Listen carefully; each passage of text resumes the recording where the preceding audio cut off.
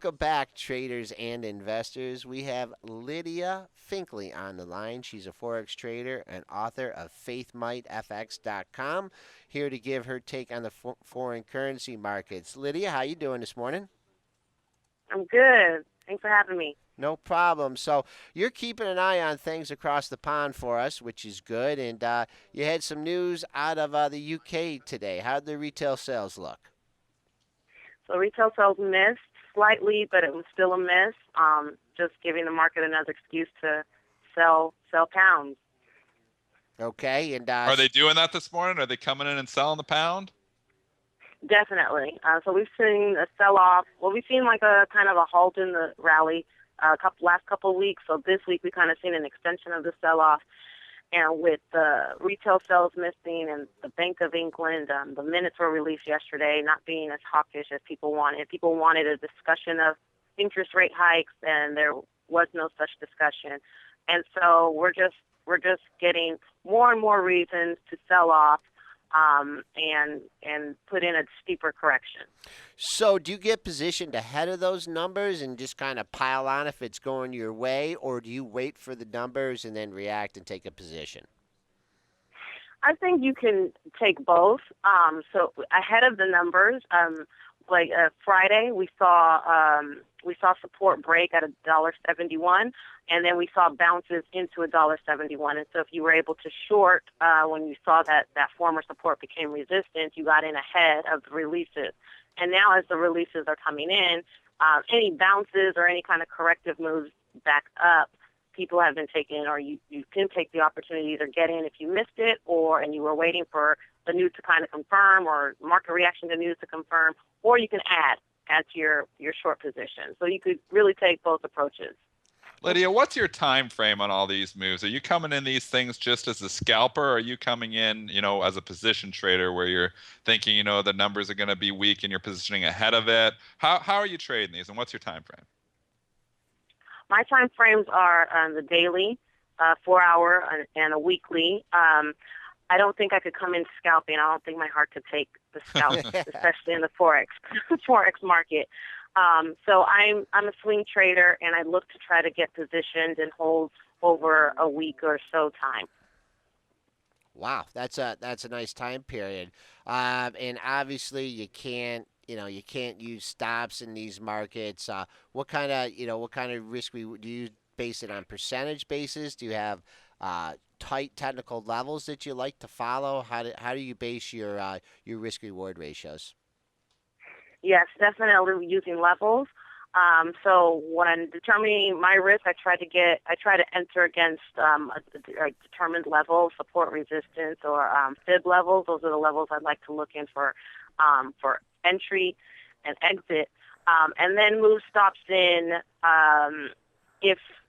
when those positions move in my favor. So you can determine a decent pip size. Some people use really tight stops. Others use really wide stops. I honestly haven't found the perfect happy medium between the two. I tend to come in without stops. And not that I advise that, especially for any traders or new traders to Forex who are listening, but this market has become so choppy, and you find the moves will shake you out prematurely. If you're using stops too tight, and even wide stops, depending on your currency pair. So if you're trading more of the exotic pairs, those swings can become really wild, and you can get really shook out even at a 100 pip stop before the market moves in your direction. So I find that Forex is really something that you get a feel for. Newer traders should definitely use stops, and regardless of whether they're wide or narrow, or tight. But I encourage all new traders to use stops. I've come away from stops, and I start to put them in at when my trades go, and just to make them risk free. we noticed in the equities, and you were talking about all the chop out there and the getting shaken out, and this happens, and we're me and Joel are primary equity traders here, but we notice the same thing, and you really get shaken around there with maybe it's high frequency trading, maybe it's not, but the short term trading nature of it, there's a lot of chop there, and you're saying use those stops, and I notice the same thing. A lot of times you put those stops out there, and the stops will get triggered. How do you like position your stops so that they don't run your stops? Right. Well, I find the best way is to not put the stops because Mental they stops. can see your orders. You know what I mean? Yeah, you put the mental spot or you use time. Use time if you've been in the trade and it's not moving, or it's, after a couple days or even a week, and maybe it's time to start to pull the stops off. So last week I said, it's been 8 days and we've been perched at the high. Something's got to give. So we got to go lower or we got to break higher. But 8 days at the same highs is a recipe for a movement, typically in the opposite direction. And so at that point, I had moved my stops higher on some of my positionings, and actually came out of my pound longs last week at the end of the week. So, yes, I agree with you. You use mental stops, you use time stops, but generally those kind of stops are for those of us who have been in these markets for a while. And can handle those kind of stops. It's not a strategy for newer traders. Lydia, taking a look at like the retail sales figures or other numbers that come out of the UK. I mean, we had different economies, different setups. Do you ever get feelings from something that's come out for the UK to portend for a trend in the United States? Or they're just two totally separate, economies and markets, and they really don't have any correlations. Good question. So with currency pairs, the nice thing is that we can juxtapose the economies. So looking at what's going on in the UK and comparing it against another economy, so the US, and you can get an idea of how the pound dollar would trade with a weak economy in the UK versus a stronger economy in the US. We would see the pound dollar fall. So that's kind of what we do as forex traders, who are especially using fundamentals. We're looking for the best currency pair that reflects the fundamentals, and the best ones will reflect the contrast, either a strong economy or a strong currency versus a weak economy and a weak currency, and then you can really take advantage of the fundamental edge in those kind of currency pairs. Okay, and then to end the interview, I just want to get your opinion on the Fed speak and the easing and the pattern of interest rates. I mean, they've seemed to be doing a good job with the tapering. Economy seems to be moving along at a good pace. Do you see anything that's gonna upset this interest rate trend?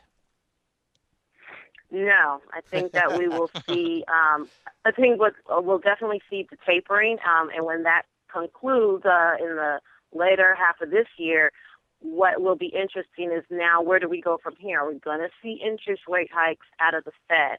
That will be very interesting. Something I'll be closely watching because we're already hearing interest rate talks coming out of the UK, but they're not tapering. So it's an interesting contrast of monetary policies that we're seeing right now. But the market's really focused on interest rate hikes as opposed to QE right now. And so even though we don't see any tapering in the from the Bank of England, we see the pound rising because of interest rate expectations. But we see here in the U.S., we've seen the tapering going on for nearly 9 months, and we've seen the dollar weaken in the face of tapering. So that has been very interesting. And so what I'm interested to see is what does the Fed do now? Do we start talking about interest rate hikes, or do we leave well enough alone now that we've tapered, we have low rates, and then we see what the economy does? It's going to be interesting going into 2015. And we are going to have you back on again, Lydia. I like the way you break down. I like the way you break down the forex market. It can be very complicated. You do a great job of educating me and Dennis as well as the Options House listeners. So thanks again for coming on. Have a good trading day. We'll speak to you soon. Great. Thanks for having me. Take care. Thanks, Lydia.